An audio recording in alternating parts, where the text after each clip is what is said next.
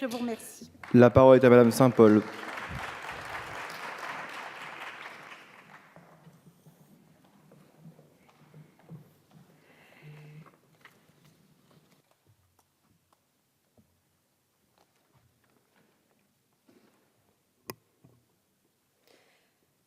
Monsieur le Président, Madame la Ministre, Mesdames les Présidentes de commission, mes chers collègues, l'Union européenne s'est construite de manière pragmatique et très progressive, d'abord comme espace économique, puis comme zone intégrée de libre circulation des personnes, des capitaux, des biens et des marchandises.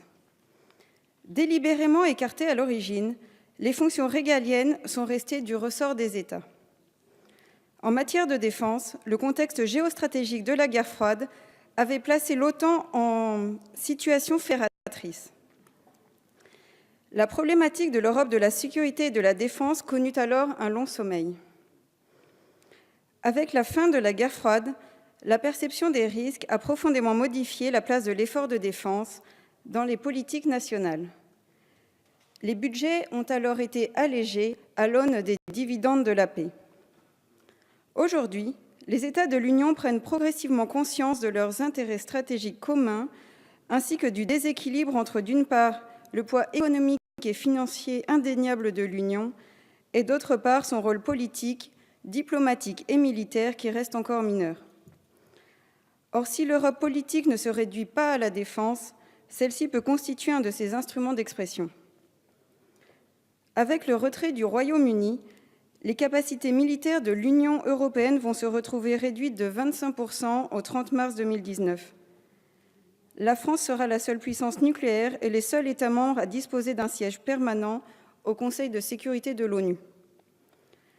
Aucun État membre ne peut supporter seul le coût de la recherche et du développement des nouvelles technologies, comme par exemple le drone armé, alors que des organisations terroristes risquent d'y parvenir, à une époque où des armes qui n'étaient possédées jusqu'alors que par des États le sont désormais par des organisations non étatiques.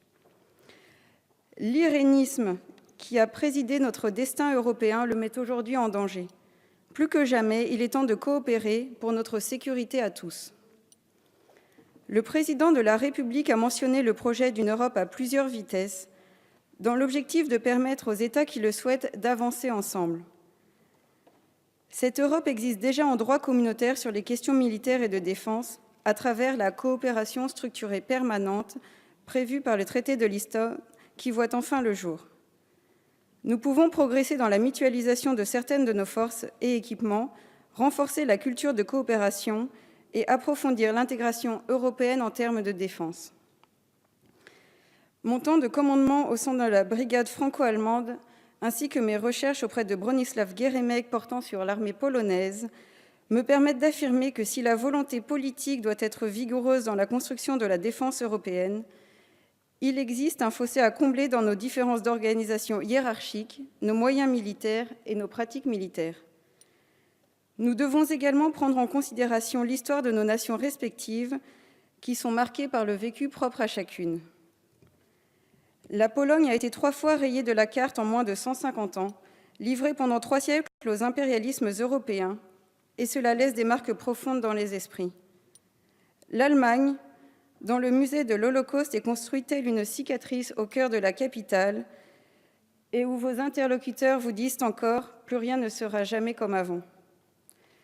Ces différences qui touchent à l'intime qui nous constitue depuis des siècles forment aussi des différences à aplanir, et ce ne sont pas seulement des décisions politiques d'en haut qui le permettront, mais bien des rapprochements d'en bas au cœur des groupes humains que cela sera possible. Madame la Ministre, pour aborder notre grand projet de défense européenne, mon expérience m'amène donc à solliciter votre engagement, à considérer tant une ambition politique de taille et inscrite dans la durée que davantage d'empathie envers nos partenaires. Ce sont ces 2 conditions qui permettront à nos soldats de se comprendre et de s'approprier nos différences de culture militaire pour qu'ils construisent ensemble la cohésion indispensable à toute armée dont ils sont et seront les acteurs principaux. Je vous remercie. Merci. La parole